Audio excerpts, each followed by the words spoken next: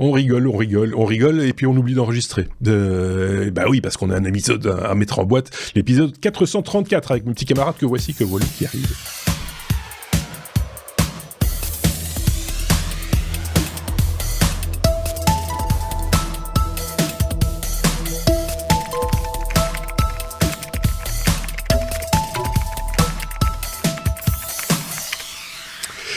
« 434e épisode déjà des Technos pour passer en revue l'actualité telle que mes petits camarades l'ont vu, c'est-à-dire Aurélien d'un côté, Thierry de l'autre en direct de Suisse, et puis en seconde partie, comme on le fait chaque fois, un dossier mobilité électrique nautique, parce qu'on a déjà beaucoup parlé de mobilité électrique chez les Technos, en particulier sur la route, quelle que soit la route d'ailleurs, urbaine ou pas, enfin bref. Et c'est vrai que Aurélien, toi, t'avais repéré quand même 2-3 petits trucs qui flottent. Et en plus, tu connais quelqu'un qui connaît le domaine. Voilà. En l'occurrence, Anthony Girardin qui va nous rejoindre. Donc en seconde partie d'épisode, il se présentera et vous en saurez plus à ce moment-là. Mais c'est passionnant. Ça on peut déjà le dire. On va vous raconter pourquoi les bateaux volent. Pourquoi les bateaux volent, exactement. C'est assez dingue. Et c'est pas facile, c'est pas simple. Mais il y a plein de bonnes raisons à ça. Bref, on a fait assez de teasing. On a notre revue de presse à vous présenter. On avait vu des news un peu bizarres, un peu bizarroïdes, qui datent du CES. On s'est dit le CES c'est quand même un petit peu loin, avec des histoires de pseudo-parachutes, mais qui ne sont pas des parachutes, mais des drones qui vous suspendent avec un câble. On s'est dit ça, ils vont pas du tout. Tu donnes envie. Ça va pas fonctionner. Mais non, ça peut pas marcher, donc on va pas le faire. tout simplement. Par contre, on a des vraies news avec plein de choses à dire, et ça commence tout de suite. Avec la lettre C, comme ChatGPT, l'intelligence artificielle bien connue. Quand ton intelligence artificielle garde tout en mémoire, c'est le titre de cette news, Thierry, parce que maintenant ChatGPT a de la mémoire.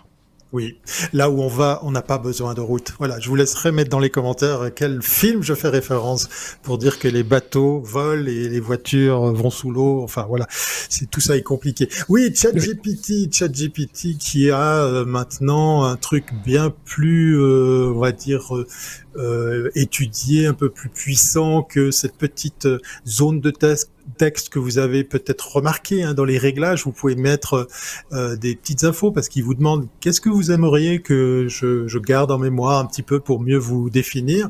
Alors ça y est, il lance le Memory with ChatGPT. En fait, on va pas agrandir cette boîte de dialogue pour mettre encore plus d'infos, mais tout au long des échanges que vous aurez avec ChatGPT, vous pourrez lui dire ça j'aimerais que tu gardes en mémoire pour un petit peu mieux travailler les prochains prompts sur lesquels on va te demander du contenu.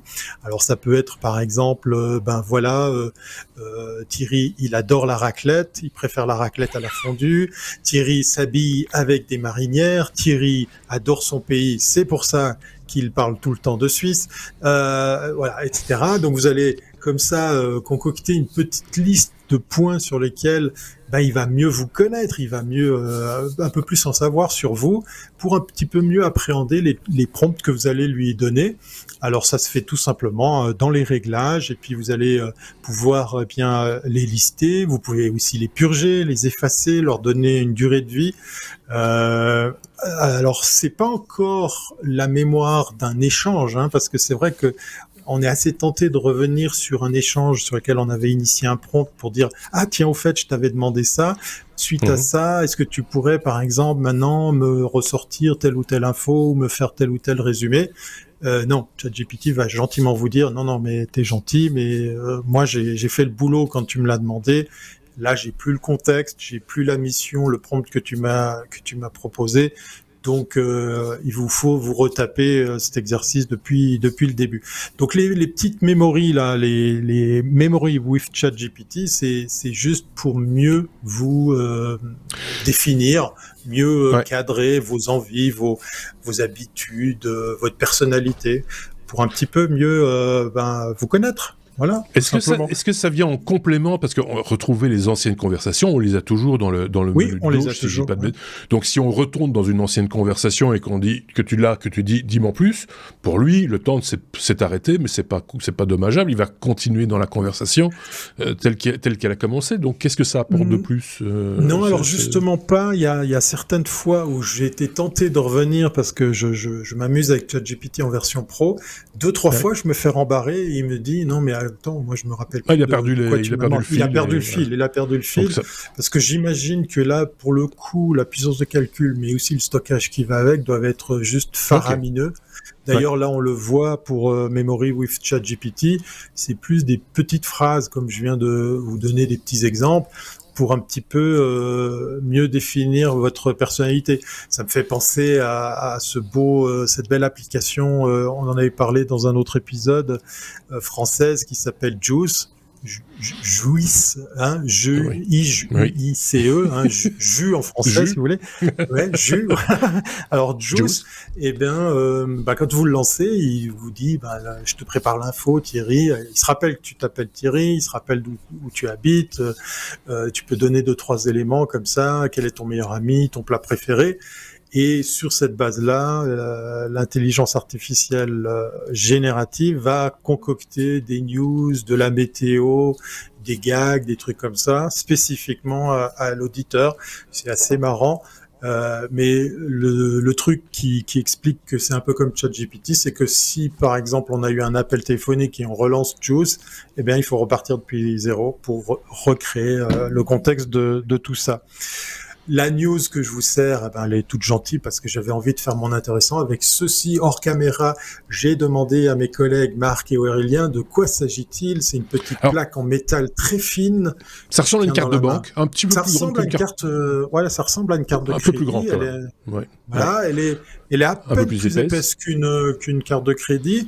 Un badge plutôt comme un badge de sécurité là, tu vois. Voilà, exactement. Un peu dans ce On a dessus un petit switch avec 2 positions et puis un petit bouton pour enclencher et déclencher une action. Et derrière, on a le connecteur pour le recharger puisque cet appareil a besoin d'être rechargé. Alors, hors caméra, mes collègues ont essayé de me demander, essayer de proposer ce que c'était. Je vous donne le nom pour celles et ceux qui vont s'amuser à chercher sur Google. Ça s'appelle Plaud. P-L-A-U-D, et si je vous parle de ça, c'est que c'est un lien avec ChatGPT, forcément, voilà. Et c'est un produit que j'ai vu au CES, et ça y est, on peut se le procurer.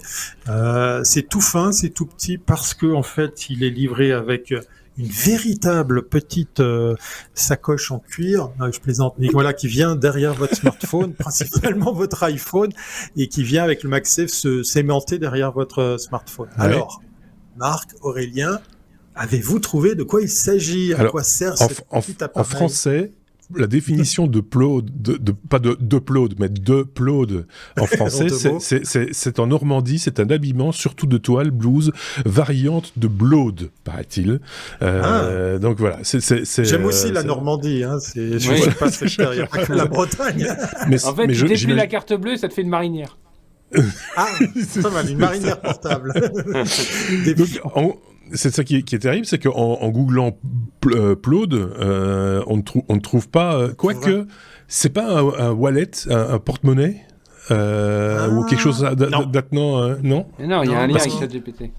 Oui, mais parce qu'il y a un Plaud qui voilà. C'est vrai qu'avant, notre ami Marc a proposé, peut-être un wallet pour de la crypto. Oui. Non. Je sais, je suis vénal. C'est bien. Dévoile l'utilité de ce truc. C'est un appareil connecté à ChatGPT qui est en fait un enregistreur audio. Un enregistreur audio qui peut fonctionner, il peut fonctionner de façon totalement autonome, c'est-à-dire que je peux me servir de cette carte en la posant simplement sur la table et en appuyant sur ce petit bouton. Là, il y a une petite LED qui va s'allumer en rouge et ça va même vibrer pour me dire ça y est, l'enregistrement est en cours. Et le petit switch qu'on a, c'est en fait pour dire non, là c'est pas une réunion que je veux enregistrer, mais un appel téléphonique. Alors j'ai testé avec des earphones, des petits écouteurs Apple. trucs qu'on mettait dans les oreilles. Voilà. C'était assez frustrant parce qu'il entendait que ma voix et bien sûr pas celle de mon correspondant. On imagine que si vous l'utilisez pour les appels téléphoniques, il faut que vous fassiez ça avec l'appareil téléphonique contre l'oreille. Et là, il sera capable d'entendre votre voix et d'arriver encore à percevoir le son qui sort du haut-parleur pour enregistrer la conversation téléphonique. Normalement, c'est pas bien de faire ça. Il faut prévenir. Normalement, c'est pas bien, pas bien. Mais voilà, vous allez me dire, ouais, mais bon, un dictaphone si petit, à quoi ça sert, Kezako? Et quelle qualité? Et quelle qualité? Alors la qualité audio, on s'en fout parce que c'est vrai qu'elle est pitoyable. Mais il y a plusieurs niveaux de retrait du bruit. Mais surtout, cet enregistrement va être calculé pour être transcrit. D'accord. Vous imaginez une réunion d'1 heure, vous échangez, brainstorming, etc. Eh bien, tout ça va être enregistré en audio, puis transcrit en texte avec le minutage. Vous appuyez sur un des petits menus parce qu'il y a une application qui va accompagner cet appareil. Et vous appuyez sur résumer et vous avez la synthèse de votre meeting. Et pire encore, le troisième choix, moi je l'adore, vous faites du mind mapping, ça vous décrypte le rendez-vous, le meeting. Une conversation entre Thierry et moi, le mind mapping, à mon avis, il explose. Voilà. Il boucle sur lui-même, il part en vrille, on essayera l'été prochain si tu veux bien. Je connais un jardin très bien. Je prends rendez-vous on prend de toute façon rendez-vous à partir depuis l'année passée, on prend des rendez-vous pour enregistrer des trucs qu'on ne diffuse pas. Donc mais c'est un nom et c'est un projet, vous verrez. Enfin, oui, ça arrivera un jour. Je serai pensionné à mon avis, mais ça arrivera. Ce sera top. Exact. C'était la séance de teasing. Certains prennent déjà des notes en disant ils sont en train de préparer un nouveau truc. Surveillez les réseaux sociaux. On ne sait jamais. Oui, surveillez-les très bien. Si ça se trouve, ils n'existeront plus. Ok, voilà, c'était le petit placement de produit du jour. Non, ça n'a rien à voir. Je suis pas du tout sponsorisé. Je suis juste à avoir vu ça au CES et j'ai craqué. Donc voilà, ça y est, maintenant on peut y accéder. Et je me réjouis de l'utiliser effectivement de plus en plus dans des réunions, du brainstorm. C'est bluffant de simplicité, ça fait plusieurs langues et la synthèse, elle est juste phénoménale. Ça vous fait du bullet point, par exemple, sur des décisions. C'est sur abonnement ou alors oui, voilà, ça prix. Le prix, il est moins de 150 €. Je me rappelle plus le prix exact, 120 ou 130. Et puis t'as des mensualités, quoi. Oui. Puis après, il y a un petit abo et là, effectivement, j'ai eu la chance d'avoir la première année d'abonnement gratuite. Je crois que l'offre est toujours valable en ligne.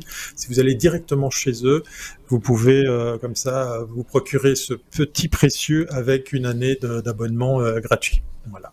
Ok, sans publicité aucune. Non, je tiens à le préciser parce que. Et puis je reviendrai avec un autre appareil qui fait le lien avec ChatGPT, mais il faut attendre encore un peu plus le temps qu'il soit livré. Voilà, on est un petit peu sorti du sujet de base, mais le titre tient encore la route, puisque quand on garde tout en mémoire, le son, c'est aussi la mémoire. Donc voilà, on va passer au sujet suivant maintenant, parce que ça va, 13 minutes sur le premier sujet, on est bon, quoi. C'est bon. La lettre C comme charge, mon cher Aurélien. Le Mobilize Powerbox, alors c'est un terme anglais, pourtant c'est français, ce truc-là. Oui, c'est une news de la semaine Renault, le fabricant, donc qui sort des bornes de recharge. Non.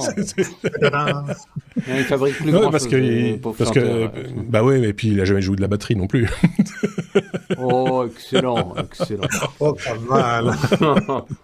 Donc Renault qui se met à produire avec un consortium, je vais en parler, des bornes de recharge qui seront fabriquées en France. Vous savez, en ce moment en France, on a eu le syndrome de tout vouloir réindustrialiser. Donc là, on fait des gigafactories, on consomme nos propres trucs de batterie.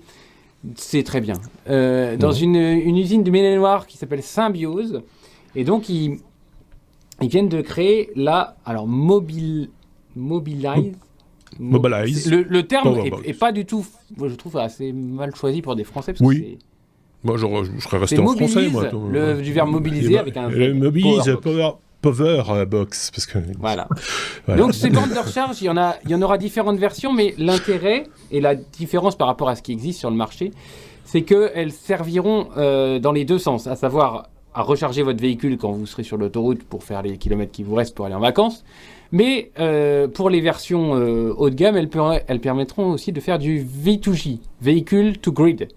Donc de pallier au déficit du réseau, notamment lors des heures de pointe, en déchargeant votre véhicule vers le réseau. Donc, c'est un consortium qui s'appelle Software République avec Orange, Renault, ST Microelectronics et Thales. Donc, Renault pour les problématiques liées au véhicule. Orange, parce que chaque borne a une puce 4G et donc est reliée au réseau. ST Microelectronics pour toute la partie électronique de puissance. Tout ce qui va transformer, par exemple, le courant alternatif en courant DC ou qui va transformer le courant alternatif d'une tension à une autre avec des composants électroniques de puissance. Et Thales pour tout ce qui est cybersécurité. Alors, c'est quand même un gros qui se lance, puisqu'ils ont une vocation de 65 000 unités par an. Donc, voilà, on est quand même sur de l'industrialisation à forte échelle. Et vous allez voir, l'idée de Renault n'est pas bête derrière, parce que le but pour Renault, c'est de créer une offre groupée. Vous achetez un véhicule, on vous fait une offre packagée avec la borne qui va être installée chez vous, et on vous garantit qu'elle sera installée chez vous avant la livraison de la voiture ou dans un délai max de 45 jours. Donc, d'accord. Voilà, il est hors de question, enfin, je trouverais complètement bête que vous achetez un véhicule électrique et puis le technicien qui doit venir vous installer à la borne, il passe 3 semaines après que vous ayez la voiture. Tu te fais livrer la voiture à Noël et t'as la recharge à Pâques. Non, mais c'est un peu fou. Donc, ça fait de la charge rapide jusqu'à 22 kW en type 2. Il y a des versions, je l'ai dit, domestiques pour monsieur, madame, tout le monde, puis il y a des versions parc collectivité, et il y a des versions station d'autoroute. Il y a une des fonctionnalités intelligentes, vous pouvez par exemple, vous rentrez du travail à 18h, vous branchez votre borne, et puis vous avez un compteur avec heure creuse, heure pleine, il va attendre les heures creuses pour que, voilà. Okay. Pour que, voilà. Voilà, et du coup, dans l'article, enfin les articles que je vous ai, il y a le communiqué de presse Renault d'une part, et puis un article de la presse automobile, voilà, Tesla Mag, qui dit pas du mal forcément, parce qu'il pense que l'offre groupée packagée et la démarche complète qu'aurait Renault, à la fois en créant des voitures et en pensant utilisateur au niveau de l'interface, au niveau de la voiture, du smartphone par rapport à la borne, et cette offre groupée qui fait qu'on garantit aux gens le fait d'avoir une borne chez eux au moment où ils achètent une voiture électrique. Moi, je pense que c'est que positif. Ça fait marcher l'industrie française. Bon, ça, je l'ai dit tout à l'heure.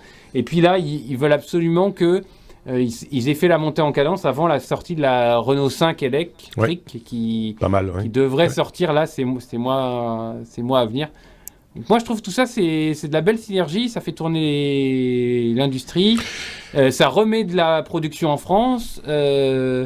Donc tout ça, pour moi, il fallait que quelqu'un prenne le taureau par les cornes, parce que c'est clair qu'on peut pas totalement compter sur le réseau de distribution d'essence et de diesel pour alimenter, même si certains le font. Il commence à y avoir des bornes de recharge électrique dans les stations-service traditionnelles, on va dire, mais c'est pas leur métier de base. Donc il était temps. Voilà. Et puis, moi, j'ai une connaissance là qui a un véhicule électrique. Dans sa voiture, il a au moins 4 ou 5 cartes différentes pour des réseaux de recharge, parce que s'il tombe sur l'autoroute et qu'il est dans un réseau X, je ne donnerai pas de nom, mais il est dans un réseau X, il lui faut la carte du réseau X pour pouvoir se recharger. Il fait des 400 km, il tombe dans le réseau Y, il faut la carte du réseau Y. Enfin, c'est des contraintes et Renault cherche à effacer et à rendre ce truc-là. Ça me fait penser à une scène de l'emmerdeur avec Jacques Brel et Lino Ventura. Je sais pas, ça a parlé peut-être à Thierry, où il est presque à court d'essence et il s'arrête pas parce que il va uniquement dans la pompe d'une certaine marque parce que là il a les petits santons. Il prend le risque de tomber en panne. Oui, c'est ça, c'est beaucoup trop jeune. Il prend le risque de tomber en panne d'essence juste parce qu'il y a des petites primes en fait à l'achat. Bref, voilà, c'était juste une parenthèse, un peu de culture cinématographique. Exactement. Et avec un peu de belgitude derrière aussi, puisque Lino Ventura, bien sûr, n'est pas belge. Passons à la suite. Mais moi, je trouve ça super. Franchement, c'est une bonne nouvelle. Maintenant, il faut que ça démarre. Mais c'est aussi ce qu'attend un peu le public. Les gens qui sont encore réfractaires à l'idée de passer à l'électrique, même si on a vu quand même qu'il y a eu un certain engouement ces dernières semaines vers l'électrique en France, grâce aux primes, etc., qui ont été mises en place. Ils ont même dû lever le pied, je pense, parce qu'il y avait trop de demandes. Donc voilà, tout ça va sans doute dans le bon sens. Je ne sais pas si ça se passe aussi bien en Suisse, mon bon Thierry. Et puis après, on passe à la suite. Il y a eu ce fameux débat sur l'hybride où en fait on a arrêté de subventionner des voitures hybrides parce que c'était un peu l'hypocrisie puisque il y avait des voitures prétextes dans le sens où parce qu'il y a un peu d'électrique, puis aussi beaucoup d'essence sur l'hybride, eh bien, on bénéficiait de primes et puis d'exemptions de taxes. Ça y est, c'est fini, tout ça. Électrique comme essence, il faut tous payer, puisqu'effectivement, la taxe véhicule moteur, moteur, ça peut être électrique, ça peut être thermique, ça peut être d'autres systèmes. On utilise tous les mêmes routes, donc la Suisse a pris les devants pour commencer à ponctionner tout le monde avec n'importe quel type de carburant, n'importe quel type de véhicule. Voilà. D'accord. Pour l'électrique, je ne sais pas s'il y a toujours des aides. Ça n'a pas été très très mis en avant. Pour le gaz, les véhicules hybrides essence-gaz, là, il y avait des choses assez intéressantes. Okay. Je ne sais pas si c'est d'actualité, si c'est toujours d'actualité. Ouais. Ok, bon voilà, on en sait un petit peu plus. Si vous entendez des petits bruits, je pense que c'est un mini Aurélien qu'on entend de temps en temps. Non, c'est un très gros Thierry 2. C'est un 4 pattes. C'est un chien. Bien pour son voilà. il a de la voix. Moi, je pensais que c'était un enfant. Elle a su rester jeune. Bon, allez, on passe à la suite. La lettre F comme feu. C'est un podcast animalier. Voilà. C'est sûr que il y a 30 millions d'avis. 30 millions d'avis. Le toutou a une drôle de voix. Quand la foule met le feu à une voiture autonome, ça me fâche. Par contre, cette news-là, elle m'énerve un peu. Mais voilà, c'est une brève, mais on va la faire.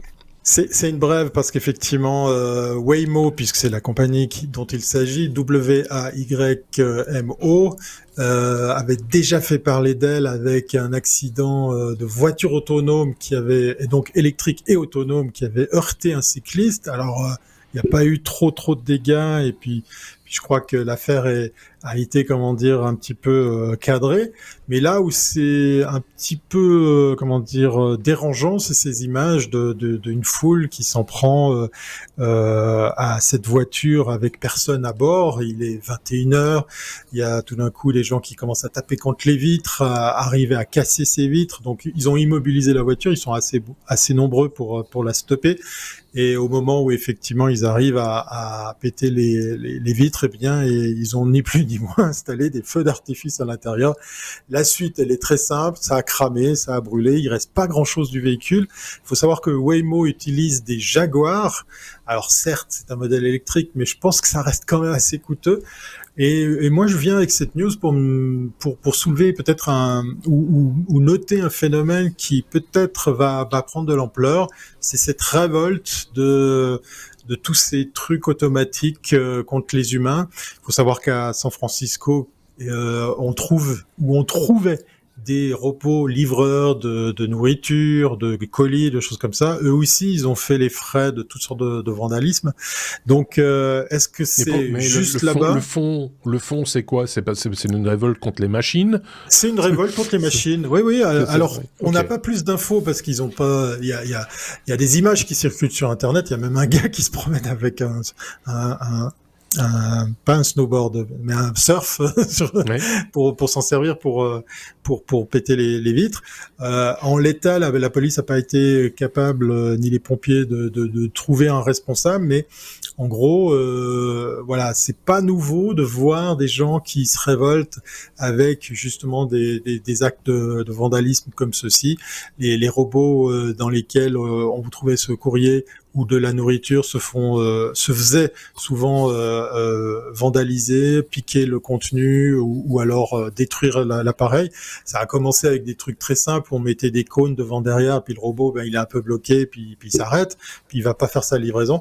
Mais là, péter une bagnole pour carrément la cramer, ouais, voilà. C'est un peu loin. Je pose la question. Le vandalisme, j'ai du mal moi avec le vandalisme un peu. C'est pas forcément la meilleure approche. Si, voilà, c'est ça. Et si l'idée c'est de dire non, c'est dangereux parce que quelqu'un a failli se faire écraser, je vous signale quand même qu'il y a plein de gens qui se font écraser depuis des dizaines d'années par des gens humains et qu'on n'a jamais cramé leur bagnole. Faut quand même à un moment donné un petit peu relativiser. Donc, je sais pas. Je trouve ça un peu radical comme manière de faire et pas très. Enfin, ça ne fait pas avancer le débat du tout, je trouve. Non, et puis la Californie qui servait un petit peu d'exemple dans la voiture autonome, dans l'exemple de Waymo, ils ont retiré le permis à la compagnie, donc on retire pas le permis. Alors, par chance, dans le véhicule, il y avait personne, ni conducteur, puisque c'est une voiture autonome, mais il y avait surtout pas de clients. Et là, la Californie, à la suite de l'autre incident, je vous parlais d'un cycliste, mais c'est un piéton qui avait été heurté par un véhicule, a retiré la licence, le droit de faire tourner ces véhicules. Il faut savoir que la Californie a un petit peu ce rôle d'État innovant, puisqu'on est à la Silicon Valley, d'oser essayer ça, là où dans d'autres pays, dans le reste des États-Unis, c'est pas la même recette, c'est pas du tout la même ambiance. Après, les pays, les villes, toutes sont différentes. Si tu essayes de faire un réseau de véhicules autonomes, par exemple dans une ville comme Bruxelles, ça va être très compliqué parce que rien n'est d'équerre chez nous. Tu vois, tandis que en Californie, c'est quand même assez, c'est en damier, c'est assez rectiligne. Donc voilà. Donc il y a peut-être aussi une question de facilité. Oui, je les invite à essayer les voitures autonomes en montagne. On va rigoler par exemple. Ça peut être très drôle également. On va accélérer un tout petit peu les garçons parce que on peut y aller. On a un marin qui attend un peu plus loin. On est à la lettre N comme nucléaire, Aurélien. Avec un nouveau record de production d'énergie par fusion nucléaire, j'ai l'impression qu'on est sur une tendance de progression, mais c'est à peu près tous les mois, où j'exagère, peut-être tous les trimestres, où on nous annonce un nouveau record de production d'énergie ou de durée de production d'énergie, parce que ce qui est difficile, c'est de maintenir la production de l'auto-alimenter. Et donc, de nouveau, là, une news concernant donc cette fameuse fusion nucléaire, qui n'est pas la fission nucléaire, on le répète chaque fois, mais c'est important. Okay.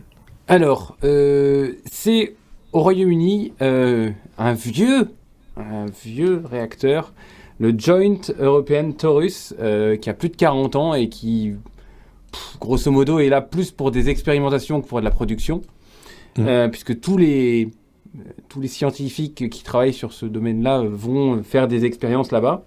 Et en fait, cette semaine, ils ont réussi, alors c'est les ordres de grandeur qui sont assez rigolotes, avec 0,2 mg deutérium tritium. Oui. Ils étaient donc 300 scientifiques à générer 69 mégajoules pendant 5 secondes. Donc, faut se dire, donc pendant 5 secondes, ils ont généré 12,5 mégawatts, soit vous pouvez alimenter 12 000 ménages. Ah ouais. Pendant 5 secondes. Pendant 5 secondes. Alors, vous allez me dire, mais ça sert à quoi tout ça ? Alors, il faut savoir que aujourd'hui, si on construit ITER, donc le grand réacteur qu'on attend toujours et qui a du retard sur du retard sur du retard, c'est grâce à ce JET. ITER, 22 milliards d'euros à construire. Oui. Et donc, on va dire les expérimentations pour le dimensionner ont été faites au Royaume-Uni dans ce tokamak. Donc, c'est un espèce de gros beignet là, dans lequel on accède. Un donut. Voilà, un gros donut. Alors, bon, moi, je souligne quand même la performance scientifique parce qu'il faut quand même avoir envie. Il y a dans les liens qu'on vous a envoyés, une vidéo où on voit un gros. En fait, on voit un éclair d'un coup et c'est tout ce qu'on voit. Voilà. Il faut savoir que localement, la température, alors est-ce que c'est mesuré, je ne sais pas, est à 150 millions de degrés Celsius. C'est le point le plus chaud du système solaire. Hein, ça n'a jamais été. Alors, comment ils font pour le mesurer, je ne sais pas. Et ce qui m'a un peu déçu, c'est qu'à la fin de l'article, ils disent en fait, oui, mais pour créer ces 12,5 mégawatts, on en a consommé plus. Donc, oui, c'est toujours ça le problème. Pour l'instant, on consomme plus que ce que ça nous rapporte. Voilà. Donc, ce grand labo-là, il est en opération depuis 83. Et je pense qu'en fait, c'est les 300 scientifiques qui ont fait cette expérimentation. Ils sont là pour dire on veut continuer à utiliser cette infrastructure comme labo parce que ITER n'est pas sorti de terre. Et il y a un problème politique derrière tout ça, c'est que avec le Brexit, ce laboratoire a été financé par l'Europe. Il y a eu le Brexit et aujourd'hui, le Royaume-Uni ne veut plus en entendre parler. Ça coûte trop cher, voilà. Il n'y a plus de volonté d'être avec l'Europe sur tous ces domaines-là. Donc il y a une grosse pétition, je vous ai mis aussi le lien en description, de ces scientifiques qui n'ont plus rien pour travailler et qui n'ont plus rien pour faire des expérimentations qui permettront peut-être de trouver le moyen de générer de l'électricité dans les décennies, centenaires à venir, quand ITER sortira peut-être de terre un jour. Donc deux choses, l'exploit technique m'a intéressé. Et deuxièmement, le cri et la pétition de ces chercheurs qui disent nous on n'a plus rien pour bosser parce que y a eu le Brexit et l'ITER n'est pas sorti de terre. Bah oui, je suis complètement d'accord. Et je voulais relayer quand même ça parce que bon, je pense que c'est très décrié, mais c'est quand même des technos qui nous servent à vivre tous les jours. Hein. Ou en tout cas qui nous serviront un jour. Ou nous serviront. Pour l'instant, voilà, mais peut-être à nous ou à nos descendants. Nos enfants. Oui, ou arrière-petits-enfants, on verra bien. Mais en tout cas, c'est prometteur parce que si ça fonctionne, si un jour on trouve le juste équilibre, ce sera de l'énergie à ne plus en... Enfin, voilà, on aura trop d'énergie pour le coup. Et là, on sera devant la vraie décarbonation. Il y a plus la pétition, c'est pour qu'on leur envoie des piles, c'est ça? Oui, c'est ça. C'est ça. Des donuts. Bon, allez, on passe à la suite. Homer Simpson. Oui. P comme permis, Thierry. Oulala. On avait parlé de France Identité, l'identité numérique. Je pense même que c'est Aurélien qui nous en avait parlé il y a quelques temps déjà. Sur la carte d'identité numérique que vous pourrez avoir dans votre smartphone, en fait, via une application, on a rajouté cette semaine le permis de conduire. C'est ça. C'est une toute petite brève parce que j'ai pris beaucoup de temps pour le premier, donc je vais pas faire long là-dessus. Je vais une fois parler de la France. Voilà, je suis habillé non pas en français mais en breton. La France qui, grâce à France Identité, non mais c'est bien, la Bretagne elle est pas si loin de la France.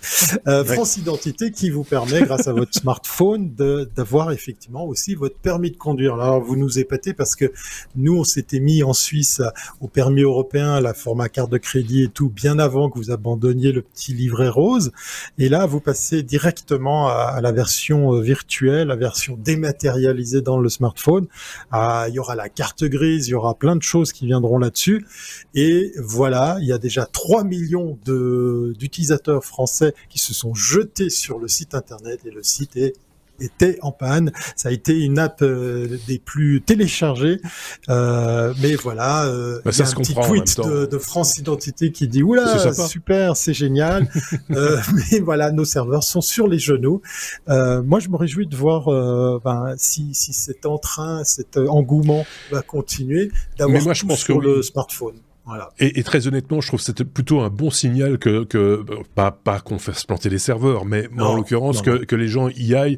On se rappelle de l'application anti-Covid qui n'avait pas eu ce type d'engouement, alors que bon, ça aurait peut-être. On se demande pourquoi. Mais en même temps, ça aurait été un bon signal qu'il y ait ce type d'engouement. Tu vois, on peut pas décrier l'un et voilà.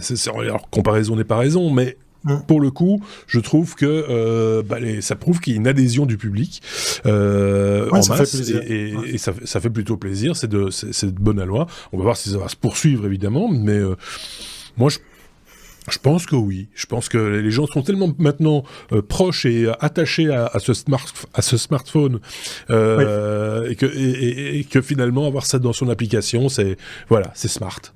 C'est le cas de le dire.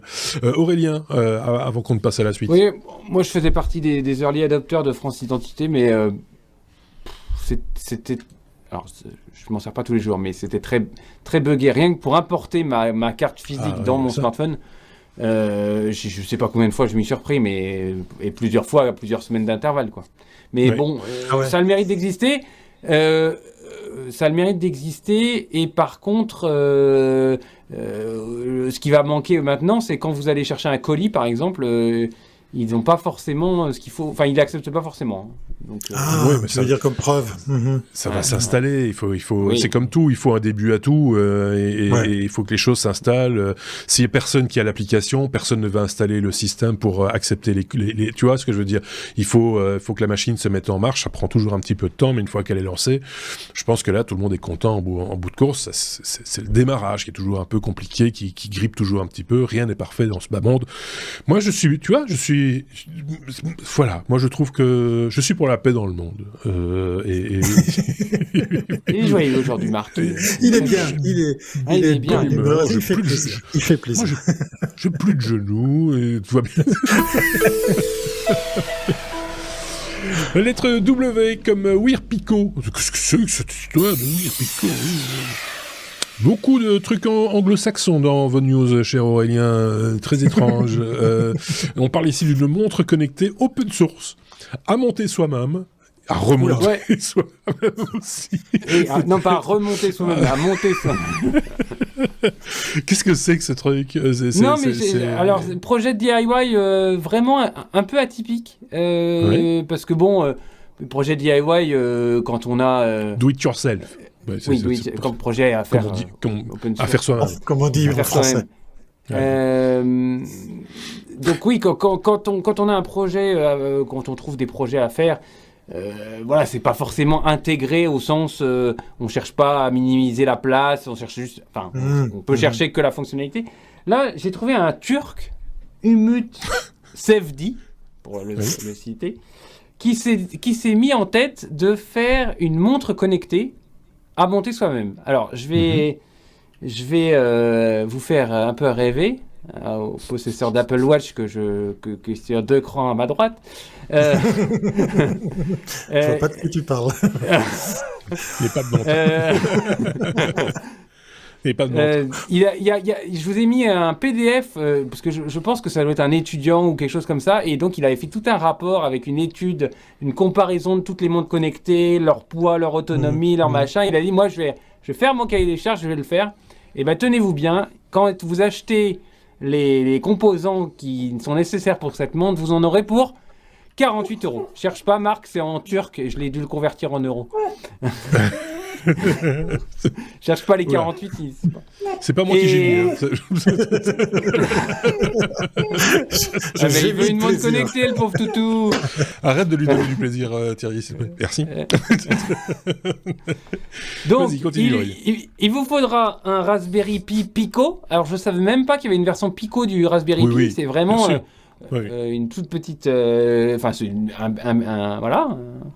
Un tout petit Raspberry Pi. Un tout petit Raspberry Pi. Il faut un écran OLED capacitif de Waveshare, qui est assez connu, tactile, donc capacitif tactile. Bon, il y a tout un GitHub pour toute voilà. Vous avez une interface graphique. Vous pouvez donc, il y a une puce Bluetooth dedans, vous pourrez le linker à votre smartphone et avec ça, vous pouvez recevoir vos appels, contrôler votre musique, recevoir des messages, faire des alarmes, podomètre, l'état de santé, vous pouvez afficher les logs, ce qui pourra satisfaire votre caractère, enfin votre côté geek. Hein. Quand vous êtes dans une réunion avec des copains, regarde mes logs, tout va bien. Qu'est-ce que j'ai dit ? J'ai oublié. Contrôle du contenu média, je l'ai dit. Et donc, tout est intégré dans une petite impression 3D. Alors, c'est clair que c'est comme une smartwatch, c'est un peu plus imposant qu'une montre. Une petite montre discrète. Mais franchement, à mon avis, il s'est quand même bien gratté la tête parce que d'un point de vue intégration, je trouve que c'est intégration, fonctionnalité, c'est codé en C. Enfin, voilà, si vous voulez un peu gratter tout ça, l'univers du Bluetooth, l'univers du contrôle avec votre smartphone, il y a des choses à voir, à faire, et je pense que c'est à souligner. Et ça sort un peu des sentiers battus. Oui, pour les bricoleurs, pour les longues soirées d'hiver, faire votre montre vous-même sans toucher, mais ça va prendre du temps, mais en même temps, c'est un challenge, pourquoi pas. En tout cas, c'est bien de la part du gars de l'avoir partagé. Je pense qu'il l'avait fait d'abord pour lui, et puis ensuite il a mis un petit peu ça à disposition de tout le monde pour montrer aussi que c'est un peu à la portée, pas du premier venu. Faut pas non plus exagérer. Mais en tout cas, c'est pas nécessairement, il faut pas être un gros industriel que pour concevoir quelque chose de cet acabit. Et ça, c'est plutôt intéressant de se le rappeler de temps en temps, parce que souvent on nous vend des trucs comme étant des prouesses technologiques, alors que finalement, en se creusant un petit peu la tête, en chipotant un petit peu, en ayant la maîtrise quand même des outils pour pouvoir le faire, on peut aussi créer soi-même quelque chose qui en plus de ça vous donnera la satisfaction de l'avoir fait vous-même, ce qui est pas plus mal aussi, quelque part, plutôt que de l'avoir acheté au magasin. Moi je trouve ça plutôt pas mal. Et de comprendre comment elle fonctionne. Oui, c'est ça. C'est moi c'est surtout pour ça. Il y a le côté ludique, créatif, etc. Et moi je trouve que c'est un bon exemple à donner. Et c'est très bien d'avoir choisi cette news, mon bon Aurélien. Je sais pas si Thierry avait un truc à rajouter là-dessus, je pense pas. Non, tu viens de dire un truc rigolo, Marc. Ah bon, malgré moi. C'est pour faire mon intéressant, puisqu'effectivement, tu as dit pour les longues soirées d'hiver, il faut savoir que le monde horloger a vu le jour grâce aux paysans qui, justement, durant l'hiver, pour s'occuper, fabriquaient des montres. Voilà, c'était juste une petite aparté comme ça. Ceux qui avaient une bonne vue et qui ne tremblaient pas trop. Voilà. Après, ils sont devenus assez riches pour avoir des lunettes. Oui. Et les autres fabriquaient des cloches pour les vaches. Voilà. Et tricoter des colliers pour les cloches, pour les vaches. Tout ça pour vous dire qu'on connaît bien la Suisse. Bon Thierry, justement à propos de Suisse, on va en trouver un autre, mais de l'autre côté du lac, du côté de Genève. Je vais laisser ma place. Et donc tu vas laisser gentiment ta place. On te remercie en tout cas. On te retrouve très prochainement dans un nouvel épisode des Technos, bien sûr, parce que c'est l'heure, Aurélien, c'est l'heure du gros dossier.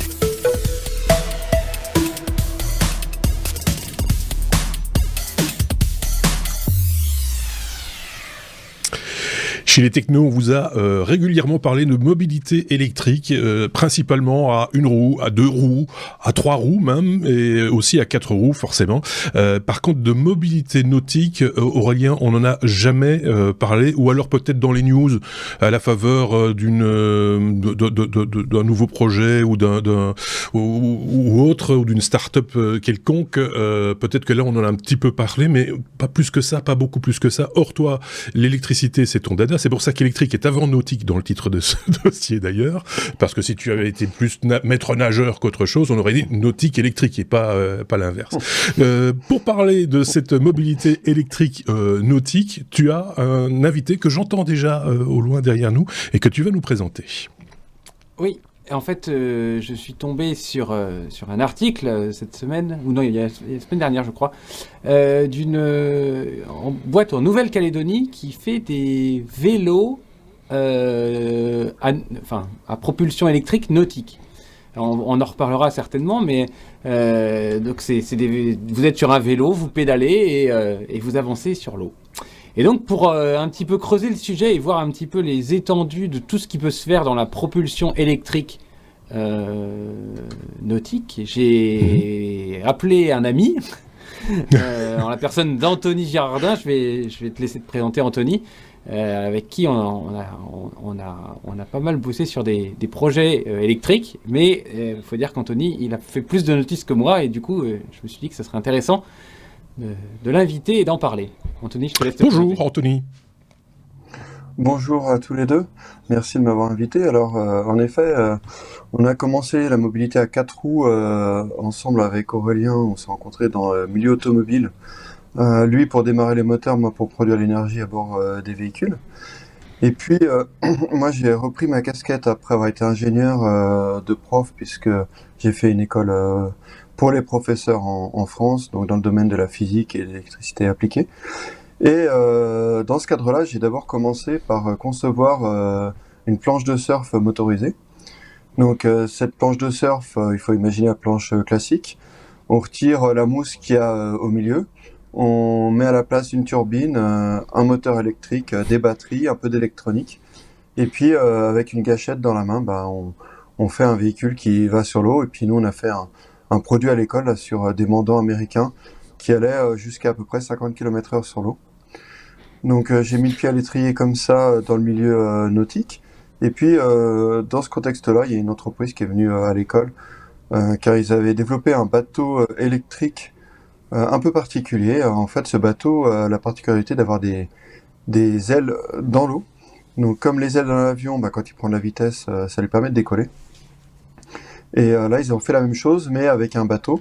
Donc il décollait, il était fait pour la Seine, donc il décollait à basse vitesse. Puis ils avaient des petits soucis électriques, donc ils voulaient un peu d'aide. Et puis donc j'ai mis le pied à l'étrier dans cette entreprise-là, qui est une belle start-up française, qui est maintenant basée à Annecy. Et puis dans la foulée, j'ai travaillé pour une autre start-up valaisanne qui, elle, fait des bateaux un peu plus gros. Donc la première, c'est des bateaux de 5 à 12 passagers. Puis l'entreprise, c'est 12 à 20 pour le premier bateau. Puis après, ça va jusqu'à 300, 350 pour les plus gros bateaux. Donc voilà un peu le contexte dans lequel j'ai travaillé dans la propulsion électrique nautique. Moi, j'ai juste une petite question, parce que quand on retire la mousse à l'intérieur de la planche de surf, est-ce qu'on ne touche pas un tout petit peu à la flottabilité de l'appareil, ou est-ce qu'elle est juste facultative? Comment ça se passe? C'est juste que pour moi, pour ma culture. En effet, alors le tout premier prototype qu'on a fait, on a fait ça parce qu'on n'avait pas trop de connaissances dans le domaine de la planche, donc c'est des Hawaïens qui gentiment nous ont modifié un peu ça, et puis forcément après on manquait un peu de volume de flottaison, donc après on a redéveloppé tout à l'école, et puis on a tout fabriqué, la fibre de carbone et tout, on a pris les services d'un architecte naval, et puis en effet, vu au début on avait très peu de batterie et tout ça, c'était juste un proof of concept, donc finalement on avait tout le système propulsif, il devait faire 4 kg, donc en fait la mousse, elle est là pour faire la rigidité, donc eux ils s'étaient un peu embêtés à faire des cavités. D'accord. Et puis après en effet on a refait quelque chose, on a mis un vrai volume, hein. On avait quelques kilowattheures de batterie et tout ça, donc on avait quand même 30 kg de batterie, donc un système propulsif là qui était plus proche des 35-38 kg. Donc avec la batterie, avec la planche auto, on était autour des 45 kg. Donc en effet, il a fallu augmenter le volume de l'ensemble pour éviter de faire comme certains dans certaines religions qui marchent sur l'eau là.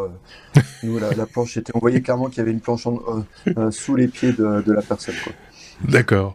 C'est important de le dire, je te coupe Aurélien, je te rends la parole directement après. Ne t'inquiète pas, mais c'est important de dire que forcément, milieu aquatique, nouvelle contrainte, autre que celle du bitume ou en aéronautique, de l'air, etc. Donc il y a des contraintes dont va falloir respecter, d'où l'intérêt de ce dossier d'ailleurs. Aussi. Puis l'eau et l'électricité, ça fait jamais bon ménage. C'est ça. Est-ce qu'il y a des prises de terre sur les bateaux? C'est la question qu'on se pose. Avec des pieux qui sont plantés dans le fond. Donc si on fait un petit état de l'art aujourd'hui, donc on retrouve des petits engins. Alors on en voit beaucoup maintenant, des petits moteurs, des petites cellules avec moteur, batterie intégrée. On peut se faire tracter par ces systèmes-là. On peut venir les mettre sur les canoës, sur des paddles, sur des choses comme ça. Mais ça va jusqu'où là, Anthony? Si on regarde est-ce que aujourd'hui, le transport de passagers, il y a ce qu'il faut. Enfin, il y a des bateaux qui existent, qui transportent des passagers. Est-ce que ça va jusqu'où? Ça va jusqu'à quelle taille? Et quelle distance? Quelle autonomie? Alors, en propulsion électrique, il y a même des énormes cargos, les porte-containers là, qui sont en électrique, sauf que derrière, il y a un gros groupe électrogène. Donc, pour ceux qui veulent du zéro émission, on en est assez loin. Par contre, dans le zéro émission, donc au niveau du véhicule, hein, donc à hydrogène, l'hydrogène, on transforme l'hydrogène en électricité. Et puis on a les batteries, donc on fournit l'électricité au bateau. Donc sur ces deux technologies-là, il y a pas mal de petits bateaux de transport pour faire des traversées, par exemple des sur l'Erdre, par exemple à Nantes. Enfin, il y a pas mal de bateaux pour faire des toutes petites distances, des bacs, des choses comme ça. Euh, Après, il y a des bateaux bien plus gros. Là, il y a eu le Ferry Hélène qui a été financé par l'Union européenne et puis un fabricant suisse de batteries qui s'appelle Leclanché, qui est à Yverdon, qui est un des spécialistes des batteries pour la marine. Donc eux, ils ont plusieurs centaines de passagers, puis ils peuvent même transporter des véhicules si ma mémoire est bonne. Et puis en Norvège, eux, ils imposent d'ici 2026 100% de bateaux zéro émission. Donc là, dans tous les fjords et tout, donc là, ils ont la pression parce que il n'y a pas assez de fabricants qui en font. Donc dans la grande série, aujourd'hui, il y a Damen, un fabricant hollandais, si je ne m'abuse, qui a des bateaux dans son catalogue jusqu'à 100, 150 passagers. Mais la problématique principale qu'on a aujourd'hui, c'est que la densité d'énergie des batteries est bien plus faible que celle des carburants fossiles. Et donc, si on veut faire énormément de trajets, on est pénalisé parce que les bateaux, ils ont les frottements dans l'eau, hein, ils déplacent énormément d'eau. Et donc, suite à ça, en fait, on a des difficultés à avoir beaucoup de produits qui répondent vraiment aux besoins des opérateurs. Parce que un opérateur qui transporte des passagers, lui, quand il arrive à quai, il veut juste passer le temps de décharger les passagers, de charger les nouveaux, et de repartir tout de suite. Il doit rester une demi-heure à quai pour recharger, une heure à quai. Lui, derrière, forcément, économiquement, ça commence à poser problème. Voilà, donc si maintenant on passe un petit peu on va essayer de survoler un peu la physique et les ordres de grandeur qui sont mis en jeu. Quelles sont aujourd'hui les grosses différences entre l'électrification d'un véhicule terrestre avec ses roues et puis l'électrification d'un bateau en termes de, je sais pas moi, de taille de batterie, de poids de batterie, des choses comme ça? Alors, comme je viens de le dire, en fait, la traînée, les frottements en fait sur la route, sur l'asphalte des pneus, plus les frottements liés à la vitesse par rapport à l'air. En fait, quand on se retrouve dans l'eau, on a toujours les frottements par rapport à l'air, mais les frottements dans l'eau, le fait de devoir déplacer de l'eau pour faire avancer le véhicule, en fait, c'est bien plus énergivore, en fait. D'où les problématiques que j'évoquais tout à l'heure, d'où en fait d'essayer aujourd'hui de mettre des ailes sous-marines pour essayer de lever le bateau au-dessus de l'eau et éviter qu'il y ait tous les frottements de la coque envers l'eau. Donc là, voilà, donc vous diffusez en effet un site web qui... Oui. Ouais, si on prend, on revient un petit peu en arrière, si on prend aujourd'hui un véhicule électrique 4 places, on va prendre 400 kg de passagers, on embarque combien de batteries en termes de poids, en moyenne, hein, je ne veux pas... quelques centaines de kilos, c'est ça? Ouais, alors aujourd'hui, si on prend une voiture qui prend 5 passagers, cette voiture-là, en fait, pour aller, on va dire, aller à une moyenne de 80 km/h, elle va pouvoir, pour faire des choses simples, pour 500 kg de passagers, on prend 500 kg de batterie, et puis on arrive à faire 500 km à 80 km/h pour faire à la grosse. Et puis avec ces mêmes 5 passagers, ces mêmes 500 kg de batterie, si on prend un bateau qui vole pas, en fait il va être capable de faire entre 20 et 40 km à 80 km/h si on va à ces vitesses-là. Donc il y a plus qu'un facteur 5. Voilà, les jours de pleine lune. Donc en fait, non, c'est plus que 5, puisque là, avec une voiture, on devrait faire à peu près 500 km. Avec un bateau, 20 à 40. Pour faire simple, 20 fois plus, quoi. On consomme 20 fois plus d'énergie. Donc c'est quand même énorme. C'est vraiment des ordres de grandeur qui n'ont rien à voir. Ouais. Et donc c'est là où on a commencé à se dire, est-ce qu'il n'y a pas moyen pour s'éviter de déplacer ce volume d'eau qui correspond au tirant d'eau du bateau, est-ce qu'il n'y a pas moyen de soulever le bateau et d'avoir dans l'eau que la partie moteur et du coup essayer d'avoir une autonomie qui, on va dire en kilos de batterie versus kilos de bateau, qui pour une autonomie donnée serait plus proche de celle des voitures que des bateaux. C'est ça ? Voilà, exactement. Donc en fait, l'idée en mettant les ailes sous l'eau, comme je l'ai expliqué tout à l'heure, en prenant de la vitesse comme un avion, le bateau va se lever. Il va y avoir... alors comme l'eau est beaucoup plus dense que l'air, les ailes sont bien plus petites. Hein. Ça, c'est un peu de mécanique des fluides, donc je ne vais pas rentrer dans le détail, mais les ailes sont petites. Et elles arrivent à soulever le bateau entre 20 cm et 1,50 m pour la plupart d'entre eux au-dessus de l'eau. Donc la distance avec l'eau va dépendre de la hauteur des vagues. Hein.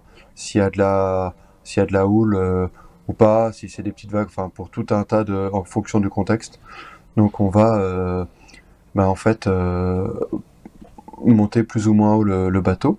Donc ça, c'est pas des technologies qui sont nouvelles. Hein. Nos ancêtres étaient très intelligents, ça on n'en doute pas. Et ils ont développé des systèmes comme ça dans les années 1900. Au sortir de la Deuxième Guerre mondiale, il y avait pas mal de prototypage, notamment aux États-Unis, même par des particuliers. Et puis, il y a eu pas mal de développement aux États-Unis, où en fait, les Américains ont vu le développement des sous-marins russes qui prenaient de la vitesse. Et donc, par rapport à ça, ils se sont dit, mais les torpilles, comment est-ce qu'on peut gérer un peu tout ça en surface ?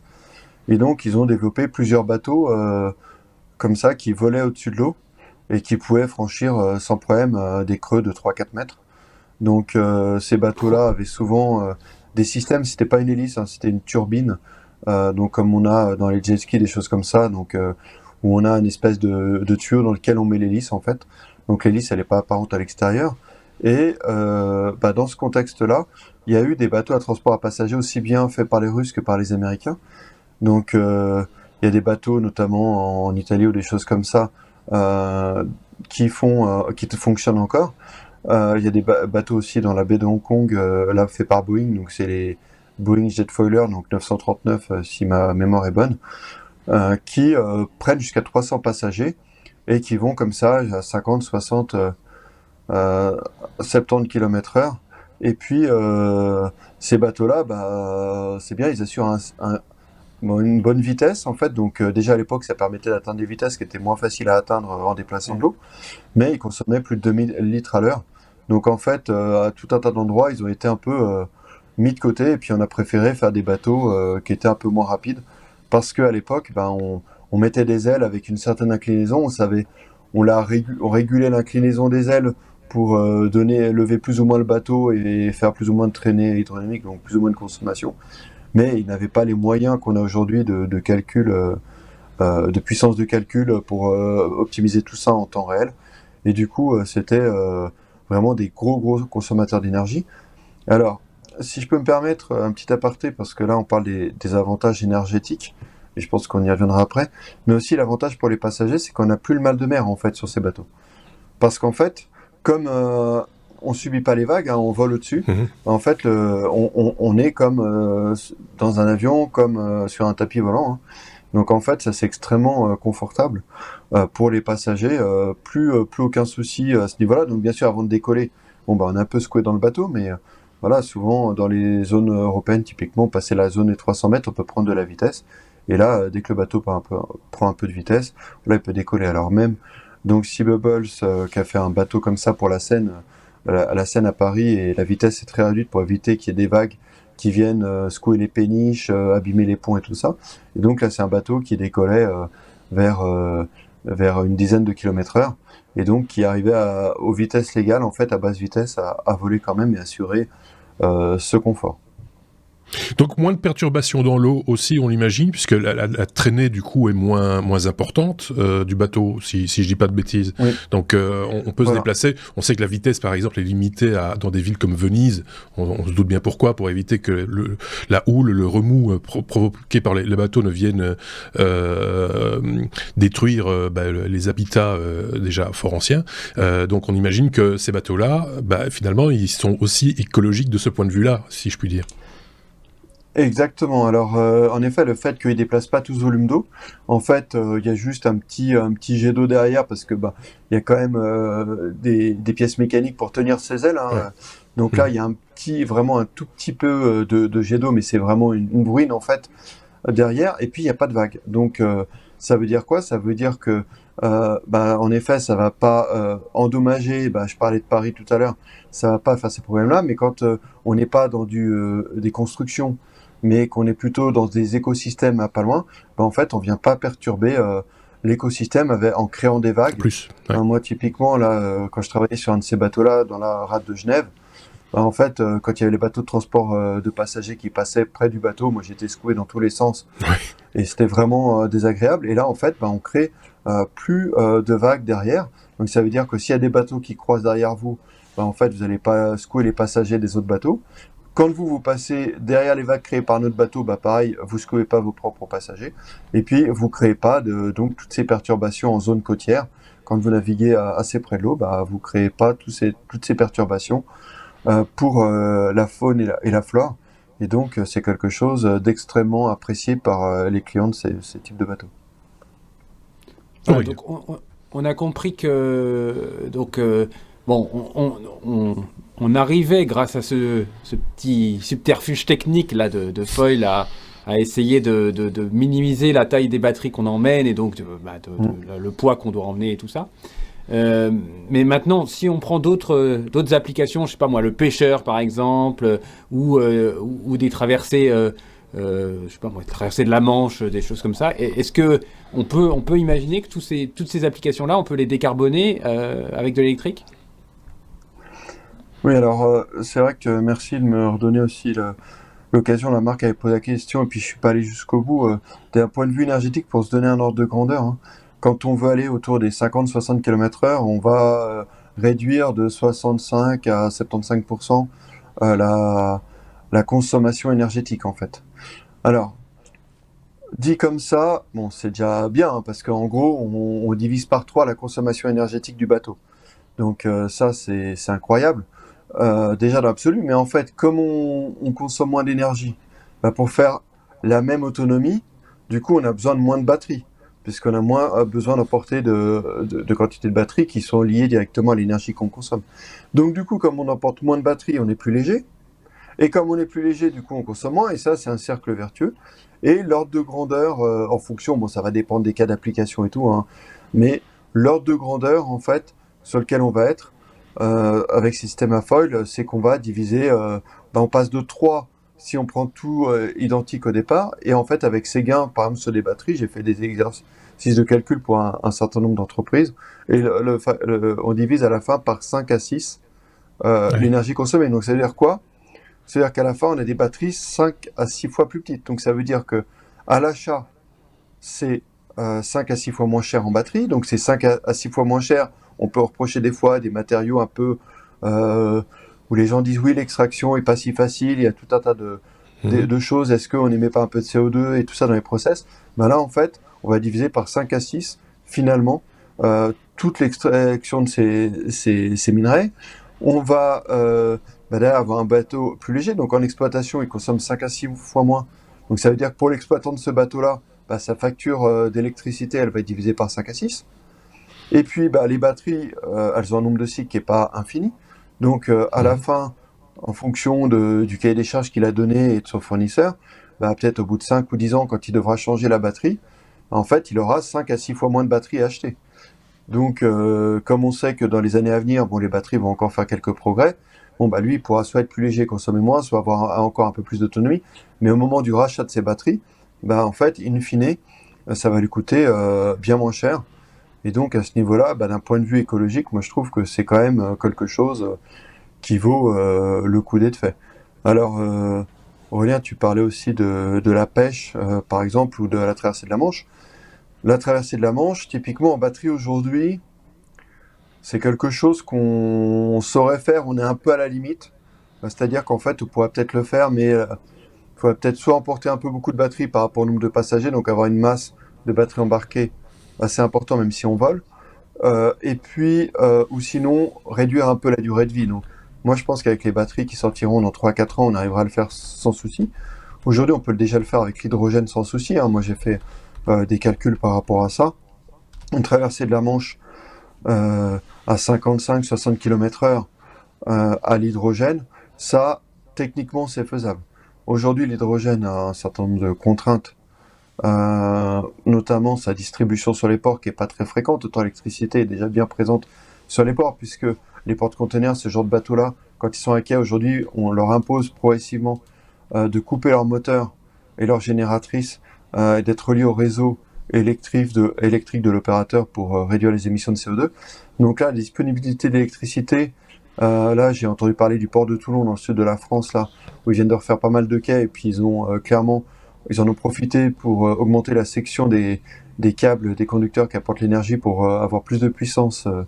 Donc là, à ce niveau-là, c'est pas trop un problème. L'hydrogène aujourd'hui, c'est encore typiquement ce qu'on peut faire aujourd'hui. Si on veut pas mettre une station de distribution, c'est venir avec des remorques en fait d'hydrogène, et puis on recherche comme ça. Donc moi, j'ai fait une étude sur le Léman là pour l'Office fédéral des transports, sur le lac Léman, où en fait on montrait que c'était tout à fait faisable, mais on n'a pas directement des pipelines qui arrivent. Ça va arriver peut-être dans certains cas d'usage, mais pour l'instant, il faut qu'il y ait quand même un camion qui vienne apporter l'hydrogène.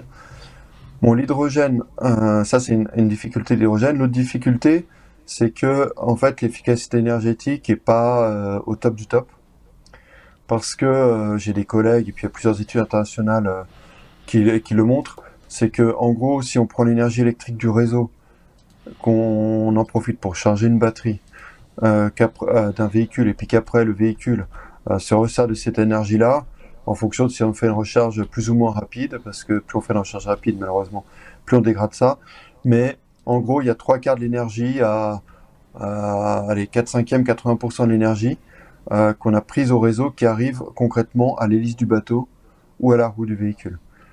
Si on prend l'hydrogène aujourd'hui, malheureusement, il n'y a que 1/4 dans la plupart des cas, et dans les cas hyper optimisés, on arrive à 1/3 de l'énergie qui arrive concrètement à l'hélice ou à la roue du véhicule, parce que l'hydrogène, à partir de l'électricité, il faut prendre la molécule d'eau, la casser en hydrogène et oxygène, après on met tout ça dans un réservoir. Pour que le réservoir ne prenne pas trop de place, on est obligé de compresser énormément l'hydrogène, et puis une fois qu'on le met dans le véhicule, après il faut reconvertir l'hydrogène en électricité. Donc pour ça, on prend l'hydrogène du réservoir, on le recombine à l'oxygène contenu dans l'air. Donc il n'y a que 20% d'oxygène dans l'air, du coup il y a 80% de l'air qui sert à rien dans la réaction chimique.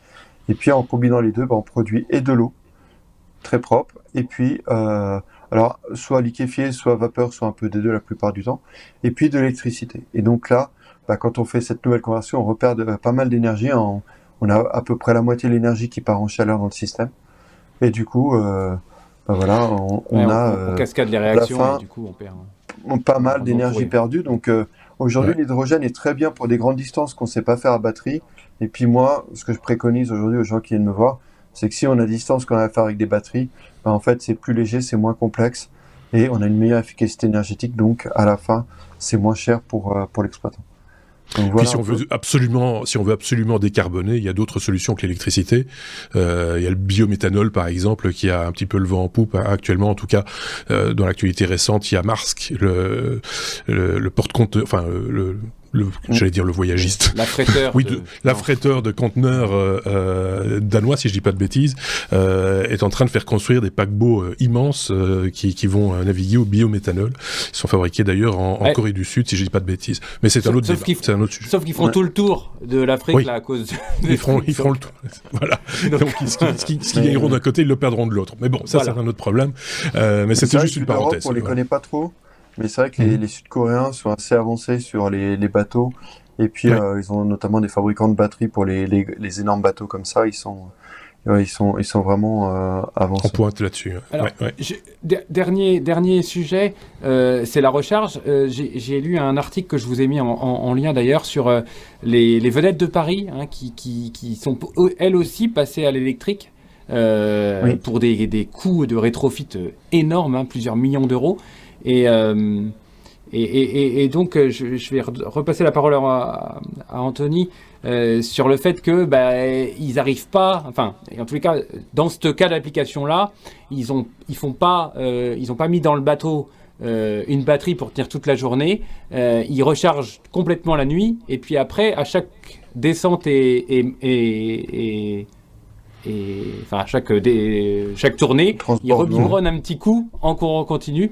Et c'est vrai que la recharge en milieu marin, ça impose encore des contraintes qui sont pas super simples. Anthony, on parlait de la traversée de la Manche là tantôt, juste pour information, la Manche à son endroit le plus serré, on va dire, c'est 34 km, je pense, quelque chose comme ça, avec la houle, etc. C'est facile, 50, 60 km pour contrer les vents et les différentes marées. Voilà. Donc on se doute que c'est pas aussi simple que ça, c'est pas parce qu'on peut voir Douvres avec de bonnes jumelles que pour autant c'est simple, c'est ça que je voulais dire.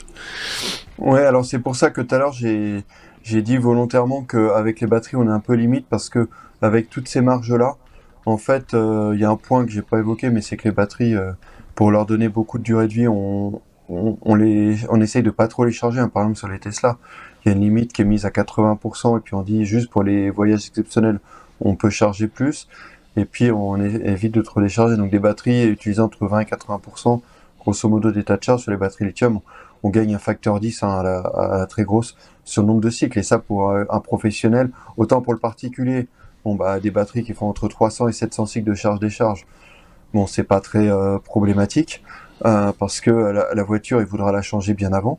Parce que, encore une fois, si on dit 300 charges à 500 km, ça fait 150 000 km. Si c'est 700, là, on est à 350 000 km. Donc, pour le particulier, aujourd'hui, il y a plein de gens qui vendent leur voiture bien avant les 200 000 km, donc ça, c'est pas trop problématique. Mais par contre, pour un professionnel qui, lui, va faire plusieurs traversées de la Manche et tout ça, si il fait 10 cycles de charge-décharge par jour, s'il a le droit à 700, ça veut dire qu'en 2 mois et demi, les batteries, il peut les changer. Donc lui, il va être sensible à ça. Donc c'est pour ça que j'évoquais plus l'hydrogène. Mais c'est vrai que moi, je suis persuadé qu'avec des batteries qui font de plus en plus de cycles et qui ont de plus en plus de capacité, je pense que dans moins de 10 ans, la traversée de la Manche, on pourra la faire de manière confortable à batterie. Donc voilà. Donc justement, la batterie, comme tu disais Aurélien, ça pose des contraintes. Donc aujourd'hui, la marine, pour la basse tension, il y a des marques adaptées comme Torqeedo qui est un des leaders mondiaux pour les petites puissances. Donc eux, ils font ça avec des chargeurs industriels, un peu des chargeurs qu'on utilise pour les chariots élévateurs, des choses comme ça dans l'industrie. Et puis pour les plus fortes puissances, aujourd'hui, pour réduire les coûts, moi sur 2 bateaux sur lesquels j'ai travaillé, les entreprises voulaient des recharges comme sur les voitures, utiliser même borne. Comme ça sert à rien de réinventer la roue, autant mutualiser les moyens. Donc si on veut recharger les batteries de voitures, comme tu disais Aurélien tout à l'heure, c'est les grosses batteries aujourd'hui, c'est 100-110 kWh. Donc là, sur les bateaux, si on est du même ordre de grandeur, ça va le faire. Après, il y a donc le standard européen, la CCS. Après, les Européens sont en train de développer un standard camion. Donc là, on va, au lieu de charger à 200 à 500 kW aujourd'hui sur les bornes de recharge les plus puissantes pour les voitures, là, on va parler de l'ordre du mégawatt. Donc là, ça veut dire quoi? Ça veut dire qu'on va pouvoir encore adresser des bateaux un peu plus gros. Donc je pense que les bateaux jusqu'à 20-25 mètres, en fonction des cas d'usage, on va pouvoir les adresser avec ces bornes-là. Donc bien sûr, il faut un peu les protéger du frimeur, parce qu'en fait, moi j'étais dans un cas où là, la borne était assez proche du bateau, parce qu'on va pas mettre 10 mètres, 20 mètres de câble non plus. Et puis là, il a fallu mettre des protections pour être sûr que les bateaux viennent pas taper dedans, éviter que les projections en cas de grosse vague viennent entrer par les ouvertures, les aérations qui étaient par le dessous, un cas qu'on rencontre pas dans les cas habituels sur le terrestre. Mais là-dedans, il y a juste une petite chose aujourd'hui qui est pas encore tout à fait documentée, c'est l'oxydation des contacts, parce qu'en milieu salin, ça va être quelque chose qu'il faut... aujourd'hui, les gens ont lancé des choses là-dessus, mais je pense que ça va être quelque chose qui va être surveillé. Et par rapport à ça, sur les gros porte-containers dont je parlais tout à l'heure, en fait, avant, ils avaient des câbles comme ça, avec des connecteurs industriels, comme on connaît en Europe, les câbles avec connecteurs rouges, là, ces gros câbles-là, avec le standard européen. Et puis, un des leaders mondiaux dans ce domaine-là s'appelle Cavotec, c'est une entreprise allemande. Puis eux, petit à petit, ils développent quand même des systèmes par induction, comme vous faites avec votre téléphone portable, où vous ne connectez plus le câble de recharge, mais vous le mettez sur un support dédié. Eux, en fait, ils ont fait un système comme ça, où donc ça passe sans contact, Alors, le seul souci qu'ils ont, c'est que le bateau il peut bouger par rapport au quai. Donc alors quand il s'agit d'un porte-container, lui, avant qu'il bouge à son quai, il faut quand même pas mal de vent. Donc c'est des mouvements qui vont être assez lents parce que c'est des bateaux très longs, très lourds. Donc on n'a pas trop de... La problématique est assez légère. Il y a une problématique de positionnement parce que vu les puissances en jeu, c'est des systèmes qui peuvent peser plusieurs centaines de kilos, voire l'ordre de la tonne. Donc là, il y a des robots en fait qui font ça, qui peuvent positionner soit avec des systèmes aimants, soit laser, des choses comme ça. Et puis, il y a d'autres personnes comme Volvo Penta, ABB Marine, hein, qui est un des leaders de l'électrification des porte-containers, qui ont développé, ABB notamment, ils ont une branche robotique aussi. Donc, ils ont des bras robotisés qui font des systèmes sur contact et qui suivent le bateau en temps réel, en fait, pour hacker, exactement. Donc ça, je pense que à terme, pour les professionnels, ça peut être quelque chose qui se démocratise. Je pense que pour le particulier, je pense que les connecteurs type automobile, ça ira très bien, quitte à les changer un peu plus souvent. Voilà, faire un peu de maintenance préventive. Mais c'est vrai que pour les industriels, encore une fois, hein, si vous êtes opérateur de transport public, vous pouvez être amené à faire 10 recharges par jour. Alors, comme tu le disais, Aurélien, typiquement, les systèmes dont je viens de parler, ça peut très bien se prêter au fait de faire du biberonnage, hein, ce qu'on appelle faire une grosse recharge la nuit ou à des moments creux dans la journée, puis le temps de charger, décharger, de faire ces éléments-là. Donc après, il y a une société norvégienne qui a été rachetée là par, je crois, un fonds singapourien ou quelque chose comme ça, là, qui propose un grutage carrément de la batterie. Donc ils ont fait un espèce de puits au milieu du bateau, et puis il y a la batterie qui peut être, il y a un anneau au-dessus, puis la batterie est grutée, est sortie quand elle est vide, et puis on remet une batterie qui a été chargée à quai. D'accord. Exactement, batterie swap, comme il y a eu des tentatives dans le Juste une question, est-ce que pour faire un peu l'appoint pendant qu'on navigue, le solaire ou l'éolien, par exemple, pourrait avoir un intérêt pour recharger partiellement, hein, ne serait-ce que très partiellement, je dirais, les batteries, ou est-ce que c'est un investissement qui tomberait à l'eau, si j'ose dire ? Alors, ça c'est un sujet très épineux et qui vexe un peu des personnes quand j'essaye de mettre les chiffres en face. Sur les bateaux qui volent dont je parle, vu les surfaces disponibles sur le toit et vu les puissances en jeu, bon, c'est vraiment de l'appoint pour la propulsion. On oublie après. Si on veut faire un peu l'éclairage intérieur, des choses comme ça, des fonctions secondaires, ça peut être sympa. Si après on parle sur les voiliers de plaisance, voilà. Pour les voiliers de plaisance, là c'est carrément intéressant parce que ça peut faire tourner les systèmes à bord, vu que la propulsion elle est par les voiles.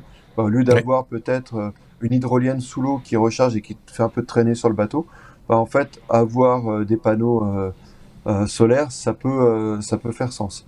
Après, sur les bateaux des particuliers qui veulent passer au tout électrique, moi ce que je trouve sympa, c'est que d'avoir des panneaux photovoltaïques, ça peut maintenir l'état de charge de la batterie quand on s'en sert pas pendant quelques semaines, sans avoir à se connecter au réseau, sans les problématiques associées, et sans venir embêter tout le monde. Là, on a un temps de vent soi qui est vraiment assez élevé, donc soit on peut charger, soit juste maintenir l'état de charge, puisque les batteries, c'est 3% par mois, grosso modo, hein, le taux de décharge de ces batteries. Donc on maintient comme ça la charge. Voilà, donc après, si on veut juste faire un pédalo, là, ça peut carrément être des ordres de grandeur de puissance, où le pédalo, on pédale moins. Comme dit, puisqu'on a commencé sur un vélo pédalo, en fait, c'est le pédalo solitaire. Et en fait, dans ce cas-là, sur le pédalo à 4 personnes, les surfaces solaires en zone ensoleillée l'été, dans le sud de la France, par exemple, en fait, là, on va vraiment être du même ordre de grandeur, quoi. La production solaire versus la consommation. Enfin, c'est sûr que les panneaux vont produire plus que les gens qui y pédalent. Ça, c'est clair. Ouais. Donc, en fait, ça va être vraiment une solution d'appoint intéressante. Et puis, pour les bateaux un peu de plaisance où on dit je vais à Lille qui est juste 3 km en face et puis je fais ma pause casse-croûte le midi, pendant tout ce temps-là, si on a des panneaux dessus, ça peut faire l'ombrage et puis ça peut assurer les fonctions de confort sans avoir un moteur diesel, sans vider la batterie ou sans un moteur essence ou diesel qui continue à tourner pour, comme disait Aurélien, écouter l'autoradio ou faire des choses comme ça. Donc à ce niveau-là, surtout un moteur au ralenti. Tout à l'heure Aurélien a parlé de pêche et puis j'ai un peu beauté en touche à ce niveau-là, c'est peut-être l'occasion d'y revenir. Là, typiquement, le pêcheur aussi, lui, quand il relève ses filets, s'il doit avoir le moteur ralenti pour avoir le système hydraulique pour le tambour de remontée de filet et tout ça, et puis à la basse vitesse, là, le rendement du moteur thermique, c'est entre 4 et 6%, grosso modo.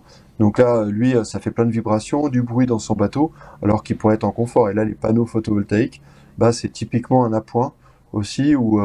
alors nous, ici sur le Léman, forcément l'hiver, c'est difficile que ça apporte un complément. Mais là, l'été, ou la nuit, parce que lui, il fait pas beaucoup de travail de nuit, mais dans le travail en journée, clairement, voilà, on peut faire ça. Nous, ici, à Genève, là, il y a un pionnier de l'électrique. Donc lui, il a carrément sa petite cabane commerciale au bord du lac, donc équipée de panneaux solaires. Alors lui, il a un petit train de tourisme et il fait ce que j'ai dit tout à l'heure. Donc lui, il a carrément une batterie qui va sur un transpalette. Et donc il a deux batteries, une qui est chargée par les panneaux solaires. Et puis voilà, une fois que c'est un peu vide, il raconte une belle histoire. Il arrête le temps de changer la batterie. Et pendant ce temps-là, il y a un gars qui va vite avec le transpalette prendre la vide et en mettre une autre. Et puis il a ses bateaux. Et puis il a un bateau qui fait quand même qui va jusqu'à une petite dizaine de kilomètres/heure, 20 passagers. Et là, le bateau est autonome. Alors bien sûr, pas en hiver, mais quand il fait grand beau l'été, là il peut emmener tout ce petit monde, pas à des vitesses folles, mais à des vitesses déjà assez appréciables en toute autonomie. Moi, je trouve ça passionnant et je suis sûr que ce sont des technologies d'avenir qu'on va en voir de plus en plus. En plus, c'est beau, les foils et tout ça. Quand on voit ces bateaux passer, on se dit, ils ont l'air super légers comme des plumes. Et je trouve ça, c'est des jolis bateaux. Je trouve ça, voilà. Alors, on n'a volontairement pas parlé de l'aspect mécanique, de la tenue mécanique des foils et comment on fait. Oui, c'est ça. C'est très, très complexe. Non, on imagine bien que là, c'est ça qui demande du calcul, en fait. La fameuse puissance de calcul dont tu parlais, c'est là qu'elle se situe pour vraiment arriver à avoir quelque chose de fluide et de construit intelligemment. C'est vrai que ça se fait pas sur un bout de carton au café du coin en disant tiens, je vais faire ça. Non, ça ne fonctionne jamais comme ça. C'est voilà. En tout cas, je suis en tout cas très content aussi d'avoir réentendu parler de Bubble, parce que je me rappelle que j'avais traité ce sujet il y a très longtemps en radio, parce que c'est un vieux projet déjà, Bubble, si je dis pas de bêtises. Ça remonte à Bubble, il date de 2016-2017. Oui, c'est ça, oui. Oui, c'est ça. Donc, moi, je me rappelle. Alors, les gens qui ont créé cette boîte-là, c'était pas des novices, parce qu'ils ont bâti le record du monde de vitesse en bateau à voile, donc l'hydroptère, donc à foil déjà. Donc, ils ont bâti le record dans une zone qui est chère à mon cœur de par mes origines paternelles, dans la rade de Toulon-Hyères, là, dans le sud de la France. Et donc, issu de cette expérience-là, ils ont décidé de lancer ça. Donc, j'ai eu la chance de côtoyer Anders Brindahl, qui est vraiment un champion. Donc lui, en fait, il a commencé en tant que windsurfer, donc il a été 5 fois champion du monde, il a battu plusieurs fois le record du monde de vitesse en planche à voile, donc il a dépassé les 100 km/h en planche à voile quand même. Donc il faut avoir le cœur accroché parce qu'ils font ça en Afrique, là il y a des zones hyper étroites avec des vents poussés, mais je veux dire, si on sort de la trajectoire, on est tout de suite sur terre, donc il faut pas se louper. Et puis voilà, il a dit comment je peux tourner un peu tout ça pour apporter un plus, parce que moi c'est ma passion. Mais voilà, et donc c'est notamment grâce à Anders Brindahl qu'il y a eu ces projets-là sur lesquels j'ai travaillé, et c'est vraiment quelqu'un de visionnaire. Et puis il a beau avoir fait tous ses records, c'est quelqu'un de très humble. Et en fait, Aurélien parlait des aspects mécaniques, et en fait, lui, pour battre ses records de planche à voile, il a mis au point des process de fabrication de pièces en fibre de carbone qui sont vraiment à la pointe de la technologie, parce que j'ai eu la chance de travailler pour Airbus pour améliorer leur process. Et il est aujourd'hui un cran de ce qu'était Airbus, alors il y a une dizaine d'années, mais c'est pour montrer en effet le haut niveau de technicité. Et puis sur tous les foils, comme tu le disais Marc, en fait, il y a moins de 10 personnes dans le monde qui savent faire voler un bateau aujourd'hui. Donc c'est quand même quelque chose d'extrêmêmement réduit. Et là-dessus, j'ai eu la chance de travailler avec Ricardo Bencatel, qui est un Portugais qui a travaillé au départ à stabiliser les drones. Il a fait ça dans son doctorat aux États-Unis, et puis en fait, il a transposé ça après à des bateaux de la Coupe de l'América. Et puis là, comme souvent, la compétition est aussi un driver en fait pour améliorer les technologies qui après redescendent. Et c'est pour ça que Anders et Ricardo ont fait redescendre ça. Un peu moi, j'ai apporté ma petite pierre à l'édifice. Ouais, un peu comme la Formule 1 a apporté aussi, les compétitions de manière générale, le cyclisme de haut niveau aussi a apporté des bienfaits, on va dire, qui sont maintenant à la portée de tout le monde. En tout cas, au niveau du portefeuille, tout le monde peut s'offrir des choses qui étaient hors de prix, évidemment, quand ça a été imaginé. Aurélien, je pense qu'on est arrivé au bout. Je pense qu'on est arrivé au bout. Merci Désolé, en tout en cas. fait, ça, Mais c'est un une grand caisse, je bavard. pense qu'on peut faire 2 heures Non, de mais dossier. oui, mais c'est ça. Je pense qu'on pourrait, voilà. Merci en tout cas beaucoup, Anthony, pour cette participation. Merci pour l'invitation. Et puis, n'hésite pas à revenir vers nous avec des nouveautés. Je suis sûr que ça ne manquera pas dans les mois, les années à venir, et les évolutions de tout ce business, comme certains disent. Mais moi, je trouve ça plutôt poétique. Je veux rester sur la note poétique du truc, si ça ne vous Puis dérange du pas. confort pour les passagers. Il faut Et pas aussi, l'oublier. oui, bien sûr, il faut pas l'oublier, parce que ça, c'est important aussi. Combien n'ont pas reculé devant une traversée de la Manche par mal de mer ou voilà, alors que finalement, c'est vrai que ça peut être aussi très agréable. Merci à tous les deux, merci Aurélien. Du coup, c'est ici que se clôture aussi cet épisode. Merci à tous de nous avoir suivis. On se retrouve bien entendu pour un prochain épisode la semaine prochaine. Salut. Merci beaucoup. Au revoir.